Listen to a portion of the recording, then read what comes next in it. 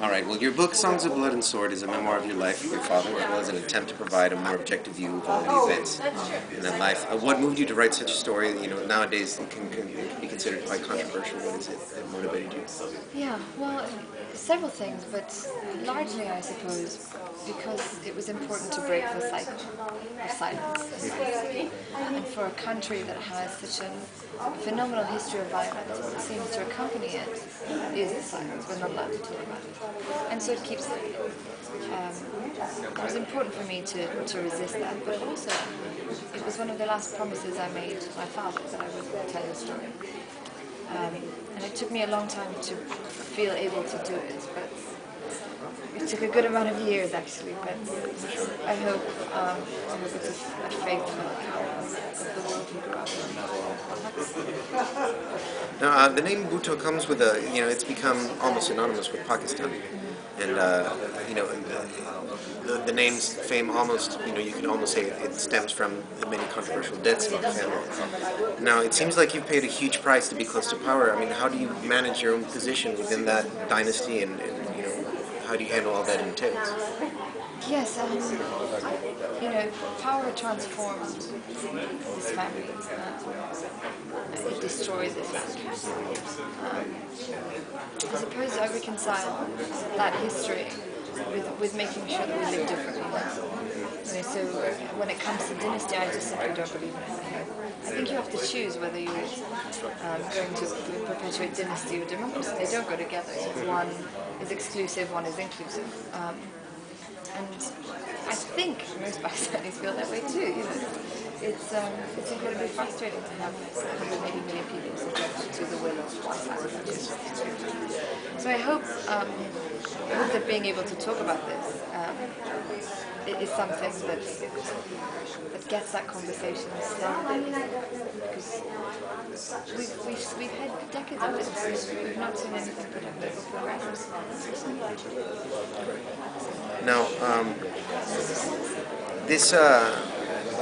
in this episode of I guess the Bhutto saga, you could say, it seems that the focus is greatly on your aunt Benazir Bhutto.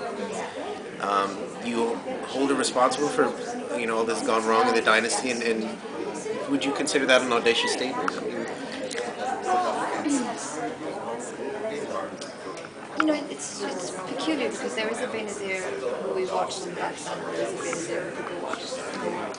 And they were two very different women. And the Benazir in Pakistan left us with a political legacy that was based on personality. Ultimately, it's a dynasty or a political system that's based on photographs, on ghosts. And when you're left with a country like that, where ideology or principle or record or merit is sidelined for a cult of personality, there are several places where one can look at, and she is the largest, because she was a tremendous figure in the country. We are living with now her legacy.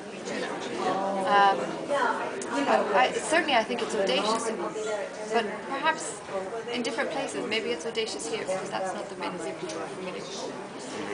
And in Pakistan it's audacious because if you're part of a dynasty, people expect you to continue it. So you don't do well to be the black sheep and say, actually, this isn't a very good idea. So, I read, you departed in Pakistan. And it was a coincidence that you did not have time to interview with any local journalists. I mean,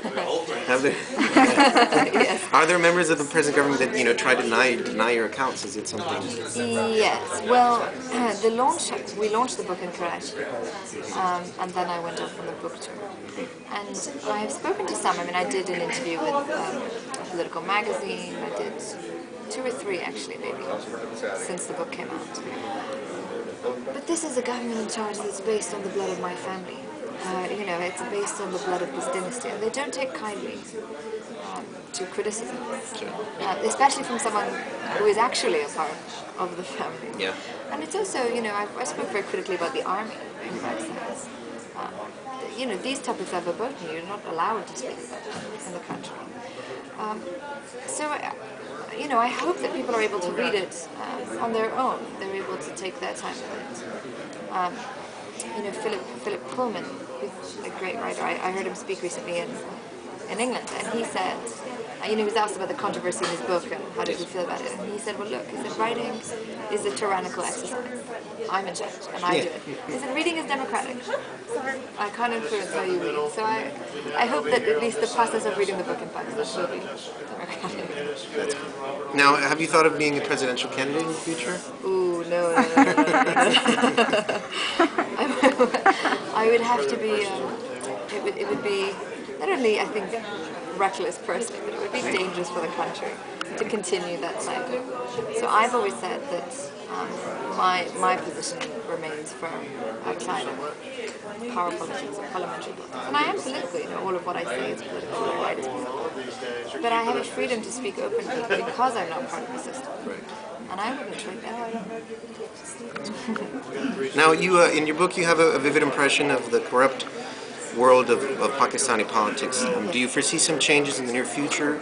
How can Pakistan survive such a legacy of corruption, when a huge part of its population isn't necessarily aware? Yeah, it's a population that has been destroyed by corruption. I say in the book that we missed our millennium goals to eradicate polio. Not because we don't have the know-how, and we've got a great medical community that is known the world over. But because the state couldn't guarantee electricity to refrigerate the vaccines. And that's corruption. When you have the ability to produce, maintain, and safeguard nuclear bombs, but you can't give people the most basic facilities. So I think corruption is something we live with on a daily basis, and these floods are a tremendous proof of how deep the corruption went. The Transparency International says that 70% of dam maintenance money given to Pakistan by the World Bank was cybercrimes. It's not. I think maybe in America corruption is a sort of intangible thing. You know it happens in government offices somewhere, but you don't really know how. Yeah. Because your roads are clean and your schools were. But for us, our roads are clean and our schools don't. Yeah. So Pakistan is very aware of it. They're just not empowered to fight it. It's interesting that you should say that. We're from Mexico, and it's one more. One. In Mexico, we have the same problem, with corruption, because we're all from Mexico, and it's something that it's a really hard problem to eradicate. How do you think people can, the Pakistani people in particular, but how can one overcome that kind of situation? I think transparency is so important. I don't know how it works in Mexico, but in our case, a lot of money comes into Pakistan from foreign channels, from America, and there's no accounting.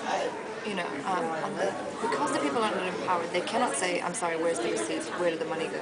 We'd like some paperwork. But the minute that you empower people slightly with a voice, they have the ability to sort of come together, then they can take that power back. But they're kept disempowered. And I'm sure in the same way in Mexico, the violence and the fear is such a weapon used against the imagination, because it gives you a warning of what happens if you break the rules. Exactly. They're amazingly brave people, I suppose, in both these countries who have broken the rules, and they've paid for it. But I think that there's always hope that can, they win at the end. Must be hope. There must always be hope. Well, thank you very much for your time. Pleasure. Thank it was you my so much. pleasure.